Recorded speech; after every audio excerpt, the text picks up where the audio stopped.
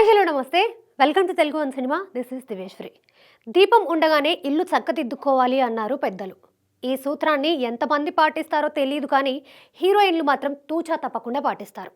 పాత తరం హీరోయిన్లు కాస్త వెసులుబాటు ఇచ్చేవారు, కానీ ఇప్పటి హీరోయిన్లు మాత్రం అలా లేరు. రెమ్యునరేషన్ విషయంలో అస్సలు తగ్గేదేలే అన్నట్టు బిహేవ్ చేస్తుంటారు. రెమ్యునరేషన్ ఒక్కటే కాదు, వాళ్లకు ఇచ్చే ఫెసిలిటీస్ విషయంలో కూడా నిర్మాతలను ముప్పు తిప్పలు పెట్టిన సందర్భాలు సినిమా రంగంలో కొక్కొలలు. కొందరు హీరోయిన్లైతే తాము డిమాండ్ చేసిన మొత్తం చెల్లించకపోతే షూటింగ్ మధ్యలో వెళ్లిపోయిన దాఖలాలు కూడా ఉన్నాయి. సినిమాను సకాలంలో పూర్తి చేయడానికి నిర్మాత ఎన్ని ఇబ్బందులు పడ్డా దీపం ఉండగానే అనే సూత్రాన్ని మాత్రం హీరోయిన్లు వదిలిపెట్టడం లేదు అనే విషయం మరోసారి ప్రూవ్ అయింది. అలాంటి ఓ ఖరీదైన వార్తతో మరోసారి వెలుగులోకి వచ్చింది నయనతార. సౌత్లో లేడీ సూపర్ స్టార్గా వెలుగొందుతున్న నయనతార ఏ హీరోయిన్ తీసుకోనంత రెమ్యునరేషన్ తీసుకుంటూ తనకున్న డిమాండ్ ఏమిటి అనేది తేటతెల్లం చేస్తోంది.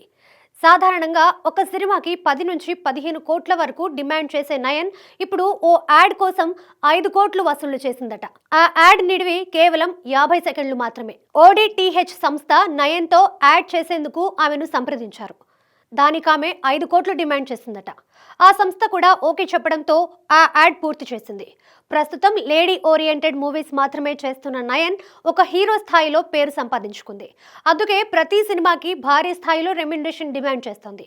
ఓ పక్క సినిమాలు చేస్తూనే మరోపక్క కమర్షియల్ యాడ్స్లో కూడా బిజీగా ఉంటుంది. ఈ విషయంలో ఏ సౌత్ హీరోయిన్కి లేని డిమాండ్ నయనతారకు ఉందని చెప్పడంలో ఎలాంటి సందేహం లేదు.